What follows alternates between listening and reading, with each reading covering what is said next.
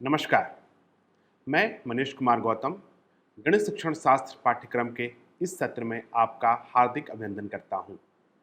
इस सत्र में हम विभिन्न ज्योमेट्रिकल कॉन्सेप्ट के संदर्भ में सर्वांग क्षमता के शिक्षण शास्त्र की चर्चा करेंगे।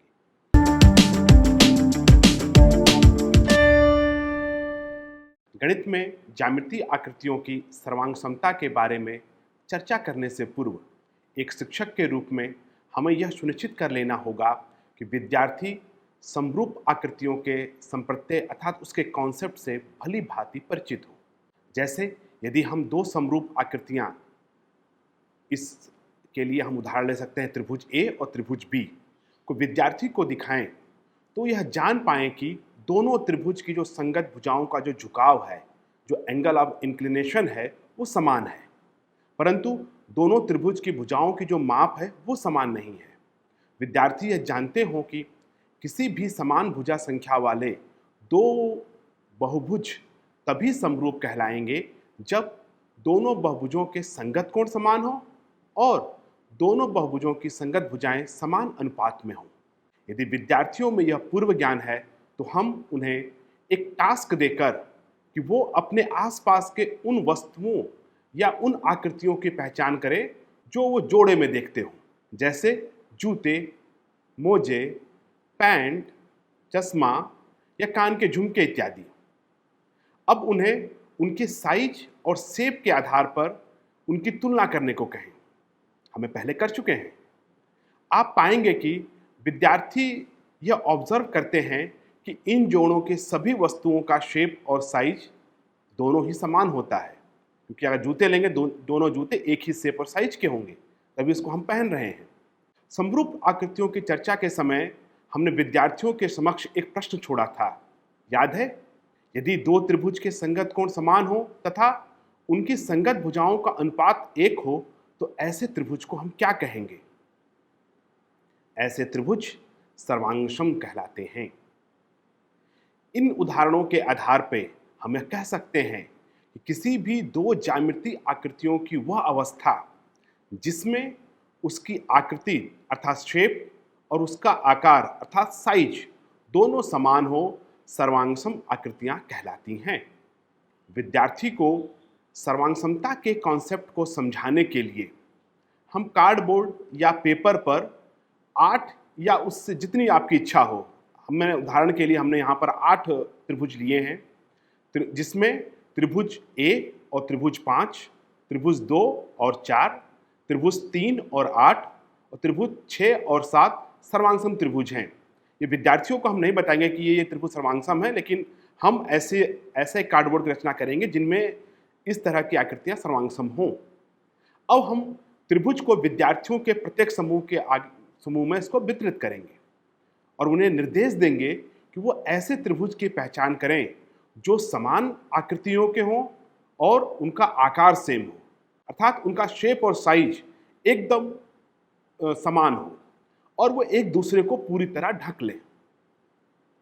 विद्यार्थियों को सबसे पहले चित्र के अनुसार त्रिभुज 1 से शेष त्रिभुजों की तुलना करने को कहें।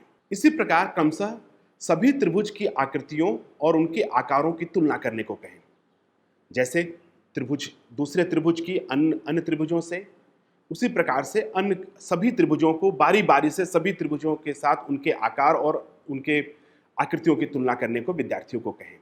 क्या विद्यार्थियों का प्रत्येक समूह सर्वांगसम त्रिभुजों के जोड़े को पहचान पाते हैं? अब उनके इस गुणधर्म के आधार पर अगर विद्यार्थी इसको आराम से पहचान पाएंगे तो उनको उनके गुणधर्म के आधार पर उनसे बोलिए कि वो इसको अपनी भाषा में परिभाषित करें। इससे विद्यार्थियों की समझ को परखने का भी अवसर मिलेगा और विद्यार्थियों में भाषा कौशल का भी विकास होगा। किसी ज्यामितीय आकृति के मध्य सर्वांगसमता को हम एक विशेष चिन्ह द्वारा प्रदर्शित करते हैं। इस स्थिति में विद्यार्थियों को यह भी स्पष्ट करना आवश्यक है कि सर्वांगसमता के लिए समरूपता एक आवश्यक प्रतिबंध है, अर्थात कोई भी दो आकृति यदि सर्वांगसम हैं तो वो दोनों आकृतियां समरूप भी अवश्य होंगी। क्या इसके विपरीत भी सत्य होगा? मतलब अगर कोई दो आकृति यदि समरूप है तो वो दोनों आकृतियां सर्वांगसम भी होंगी। इसको हम क्रियाकलाप द्वारा विद्यार्थियों को स्वयं उत्तर खोजने का अवसर दे सकते हैं। विद्यार्थी स्वयं जानेंगे कि समरूपता सर्वांग समता की एक नेसेसरी कंडीशन है, परंतु यह एक सफिशिएंट कंडीशन नहीं है। अर्थात जब कोई दो आकृतियां समरूप हों तो वह आवश्यक नहीं है कि वो सर्वांगसम हो, लेकिन इसके विपरीत अगर कोई आकृति सर्वांगसम है तो समरूप अवश्य होगी। आइए अब हम अन्य ज्यामितीय कॉन्सेप्ट जैसे रेखाखंड और कोणों में सर्वांगसमता के गुणों की चर्चा करते हैं। हमें पहले भी पता है कि रेखाखंड एक वन डायमेंशनल या कि एक आयामी ज्यामितीय आकृति है। जो सर्वासम रेखाखंड होते हैं उनके माप हमेशा समान होते हैं, अर्थात दो रेखाखंड सर्वांगसम तभी होंगे जब उनकी लंबाइयां समान हो। इस अवस्था में वह एक दूसरे को पूर्णतः ढक लेते हैं। सर्वांगसम रेखाखंड में अलग अलग संरेखण और झुकाव हो सकता है कि एक रेखाखंड इस तरह से झुका हो, दूसरा किसी और उसमें झुका हो, लेकिन उनकी माप हमेशा समान होगी। सर्वांगसम रेखाखंड के इस कॉन्सेप्ट के साथ हम विद्यार्थियों को यह अवसर दें कि वो विभिन्न ज्यामितीय आकृतियां जो अपने दैनिक जीवन में देखते हैं, जैसे वर्ग हो गया, आयत हो गया या अन्य कोई ज्यामितीय आकृतियां, तो उन ज्यामितीय आकृतियों में सर्वांगसम रेखाखंड को वो पहचाने। क्या वो किसी भी ज्यामितीय आकृति में सर्वांगसम रेखाखंडों की पहचान कर पाएंगे? इसके लिए आप उन्हें प्रॉम्प्ट भी कर सकते हैं। जैसे उन्हें ये बोल सकते हैं कि एक ही वृत्त की जो त्रिज्याएं हैं, क्या वो त्रिज्याएं सर्वांगसम रेखाखंड हैं? या उन्हें ये आप प्रॉम्प्ट कर सकते हैं कि जो एक समांतर चतुर्भुज है या एक आयत या वर्ग या समचतुर्भुज, इनकी जो विपरीत भुजाएं होती हैं, क्या वो सर्वांगसम रेखाखंड का निर्माण करती हैं? हम ये भी उनके सामने प्रश्न रख सकते हैं कि एक समबाहु त्रिभुज की जो भुजाएं होती हैं, क्या वो सर्वांगसम रेखाखंड का निर्माण करती हैं? इस तरह के विभिन्न प्रश्न विद्यार्थियों में सर्वांगसम रेखाखंड के संप्रत्यय को समझने में मदद मिलती है। इसके साथ ही हम अगर संख्या रेखा की मदद लें तो संख्या रेखा की मदद से भी सर्वांगसम रेखाखंडों को आसानी से समझा जा सकता है। आप इस दिए गए चित्र में जैसे अलग अलग संख्या रेखा विद्यार्थियों को दें और उनके बीच की दूरी के आधार पर विद्यार्थियों को सर्वांगसम रेखाखंडों की पहचान करने को कह सकते हैं। जैसे चित्र 1 में संख्या रेखा में AB और CD दोनों के मध्य 1 इकाई की दूरी है, अतः रेखाखंड AB और रेखाखंड CD दोनों ही सर्वांगसम रेखाखंड होंगे। उसी प्रकार अगर हम चित्र 2 को देखें तो वहां AB के मध्य 4 इकाई की दूरी है और CD के मध्य केवल 1 इकाई की दूरी है, अतः रेखाखंड AB और रेखाखंड CD सर्वांगसम रेखाखंड का निर्माण नहीं करेंगे, क्योंकि इनके बीच की दूरियां अलग अलग हैं और उनको हम एक दूसरे पर प्रत्यारोपित करेंगे तो वो एक दूसरे को नहीं ढक पाएंगे। ज्यामिति में अगर हम बात करें तो सर्वांगसम रेखाखंडों से जुड़े कुछ महत्वपूर्ण गुणधर्म भी हैं, जिसकी चर्चा विद्यार्थियों के साथ करनी आवश्यक होती है। जैसे पहला गुणधर्म है कर्मकर्ता गुण, अर्थात रिफ्लेक्सिव प्रॉपर्टीज। एक रेखाखंड अपने आप का सर्वांगसम होता है क्योंकि उनकी लंबाई हमेशा समान होती है। जैसे अगर हम एक मीनार की ऊंचाई की तुलना स्वयं उसी मीनार से करें तो बिल्कुल बराबर होंगे और इसलिए वो सर्वांगसम भी होंगे। गणितीय भाषा में अगर हम बोलें तो कोई भी रेखाखंड XY अगर 5 सेंटीमीटर का है तो कर्मकर्ता गुण या रिफ्लेक्सिव प्रॉपर्टी के द्वारा रेखाखंड XY सर्वांगसम होगा रेखाखंड XY के ही। इस प्रॉपर्टी को रेखाखंड का कर्मकर्ता गुण कहते हैं। दूसरा गुण है सममिति का गुण, अर्थात सिमेट्रिकल प्रॉपर्टीज। यदि एक रेखाखंड दूसरे रेखाखंड के सर्वांगसम है तो दूसरा रेखाखंड भी पहले रेखाखंड के सर्वांगसम होगा। अर्थात दो ऊंचाई के अगर हम बोले कि यह ऊंचाई दूसरे की ऊंचाई के बराबर है तो दूसरा भी इसी ऊंचाई के बराबर होगा। यह प्रॉपर्टी है वो सममिति का गुणधर्म बोलती है। अगर हम चित्र में देखें तो चित्र में जो आकृति दी गई है उसमें MN और EF दो रेखाखंड दिए गए हैं जिनकी लंबाई 8 सेंटीमीटर है। सममिति गुणधर्म के अनुसार या सिमेट्रिकल प्रॉपर्टीज के अनुसार यदि रेखाखंड MN सर्वांगसम है रेखाखंड EF के, तो रेखाखंड EF भी सर्वांगसम होगी रेखाखंड MN के। तो यह सर्वांगसम रेखाखंडों का सममिति गुण कहलाता है। तीसरा गुण है सकर्मकता का गुण, अर्थात प्रॉपर्टीज ऑफ ट्रांजिटिविटी। यदि एक रेखाखंड दूसरे रेखाखंड के सर्वांगसम है और वह दूसरा रेखाखंड किसी तीसरे रेखा के सर्वांगसम है, तो पहला रेखाखंड भी दूसरे रेखाखंड के सर्वांगसम होगा। चित्र के अनुसार अगर हम रेखाखंड AB सर्वांगसम है रेखाखंड XY के तथा रेखाखंड XY सर्वांगसम है रेखाखंड PQ के, तो ट्रांजिटिव प्रॉपर्टी के अनुसार रेखाखंड AB PQ के सर्वांगसम होगा। इस तरह के सर्वांगसम रेखाखंड इन तीन गुणधर्मों को प्रदर्शित करते हैं।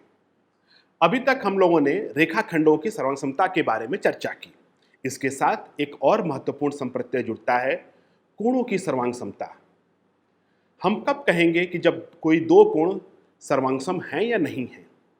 इसके लिए हम चित्र के अनुसार एक ट्रेस पेपर या पारदर्शी पर बने विभिन्न कोण, जैसे कोण RAT, कोण LWO, कोण ELK, कोण SOW और कोण GNU को कक्षा के विद्यार्थियों के छोटे छोटे समूहों में वितरित कर दें और उन्हें निर्देश दें कि वो इन चित्रों को इस प्रकार घुमाए एक कोण दूसरी कोण को पूर्णतः ढक ले, अर्थात जो दोनों कोण हैं उनका झुकाव समान हो। इस क्रियाकलाप में आप पाएंगे कि विद्यार्थियों के समूह में आपस में जब चर्चा करते हैं विद्यार्थी, तो वो किसी तरह के दो कोणों को आइडेंटिफाई कर पाएंगे। वो कोण है कोण LWO और कोण GNU। ये दोनों ही कोण का जो झुकाव है वो एकदम समान है और विद्यार्थी को आप बोल सकते हैं कि वो चांदे की मदद से, जो प्रोडक्टर होता है उसकी सहायता से वो इन कोणों के माप की पुष्टि भी कर ले। इससे विद्यार्थी ये जान पाएंगे कि दोनों कोणों का झुकाव समान है या नहीं है। अपने इस ऑब्जर्वेशन के आधार पर विद्यार्थियों से यह निष्कर्ष निकालने को कहें कि जब दो या दो से अधिक कोण जिसकी माप बिल्कुल समान होती है वह सर्वांगसम कोण कहलाते हैं। दूसरे शब्दों में, यदि कोई दो कोण आपस में संख्या में उनके जो अंश हैं वो या उनकी डिग्री जो होती है वो अगर समान है तो वो सर्वांगसम कोण कहलाएंगे। सर्वांगसम कोण सामान्यतः चार तरह के होते हैं: न्यून सर्वांगसम कोण, अधिक सर्वांगसम कोण, बाह्य सर्वांगसम कोण और अंतः सर्वांगसम कोण। हम सर्वांगसम कोणों और सर्वांगसम रेखाओं का उपयोग विभिन्न ज्यामितीय प्रश्नों को हल करने में अक्सर करते हैं। रेखाखंडों की सर्वांगसमता और कोणों की सर्वांगसमता, विभिन्न ज्यामितीय जो आकृतियां हैं उनकी सर्वांगसमता को सिद्ध करने में हम इनकी सहायता लेते हैं। इस चर्चा के बाद हम अब आगे बढ़ते हैं और हम अब प्रयास करते हैं कि हम ये जान पाएं कि त्रिभुज जो होते हैं उनकी सर्वांगसमता को हम कैसे स्थापित करते हैं। परंतु त्रिभुजों की सर्वांगसमता की चर्चा करने से पूर्व हमें फिर से अपने विद्यार्थियों के पूर्व ज्ञान को टटोलना बहुत आवश्यक है, क्योंकि वो संगत कोणों और संगत भुजाओं के बारे में जानते हैं या नहीं। विद्यार्थियों को चित्र में से संगत भुजाओं एवं संगत कोणों की पहचान करने को कहें। आपने पिछली कक्षाओं में संगत भुजाओं और संगत कोणों की चर्चा विद्यार्थियों से की है, तो आप पाएंगे कि विद्यार्थी दोनों आकृतियों में से संगत भुजाओं एवं संगत कोणों को पहचान पाएंगे। वह यह पहचान पाएंगे कि भुजा AB भुजा PQ के संगत है, भुजा BC भुजा QR के संगत है, उसी तरह से भुजा CD भुजा RS के संगत है और DE भुजा ST भुजा के संगत है। वो ये भी जान पाएंगे कि भुजा EF भुजा TO के संगत है और भुजा FA भुजा OP के संगत है। उसी प्रकार अगर हम इनकी कोणों के संगत कोणों को देखें तो कोण FAB और कोण OPQ की संगत है और कोण ABC कोण PQR के संगत है। अगर हम कोण BCD को देखें तो कोण BCD कोण QRS के संगत है। कोण CDE कोण RST के संगत है। इसी प्रकार से कोण DEF कोण STO के संगत है। और हम अंत में देखेंगे कि कोण EFA कोण TOP के संगत है। इस प्रकार से विद्यार्थी दोनों आकृतियों में संगत भुजाओं एवं संगत कोणों को आसानी से पहचान पा रहे हैं। अगर संगत भुजाओं एवं संगत कोणों की पहचान अगर हो जाती है तो सर्वांगसम आकृतियों को समझने में हमें आसानी होती है।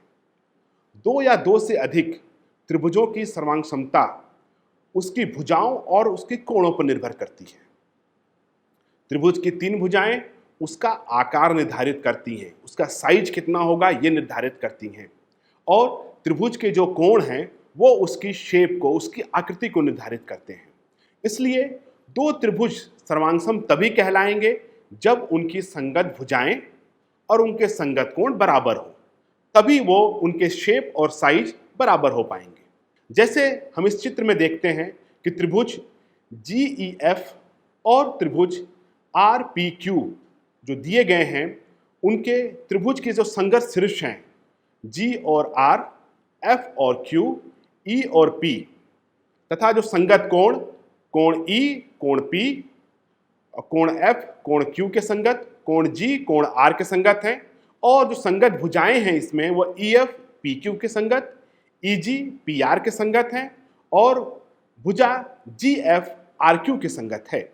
विद्यार्थी दोनों त्रिभुजों की माप से यह पाएंगे कि भुजा EF और भुजा PQ की माप 3 सेंटीमीटर की है, भुजा GF और RQ की माप 5 सेंटीमीटर की है, भुजा GE और RP की माप 6.5 सेंटीमीटर की है।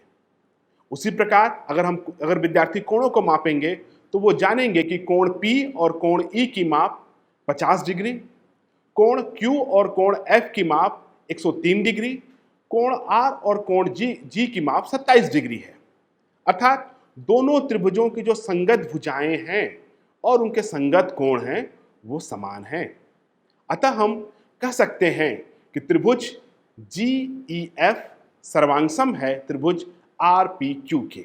अभी तक हमने दो त्रिभुजों को उनकी भुजाओं की माप के आधार पर उनकी सर्वांगसमता को देखा है। क्या यह संभव है कि हमें जब कोई दो त्रिभुज दिखाई दें तो हम उनको बिना मापे ही उनकी सर्वांगसमता का पता लगा सकते हैं? जैसे आपको दो त्रिभुज दिखाई दे रहे हैं, त्रिभुज 1 और त्रिभुज 2। क्या हम इन दोनों त्रिभुजों को बिना मापे ही ये बता सकते हैं कि ये दोनों त्रिभुज सर्वांगसम है या नहीं? दो आकृतियों को बिना मापे ही उनकी सर्वांगसमता का पता लगाया जा सकता है। कोई भी दो आकृतियां केवल तभी सर्वांगसम होती हैं जब हम उन्हें अनम्य रूपांतरों अर्थात रिजिड ट्रांसफॉर्मेशन का उपयोग करके एक दूसरे पर मैप कर सकें।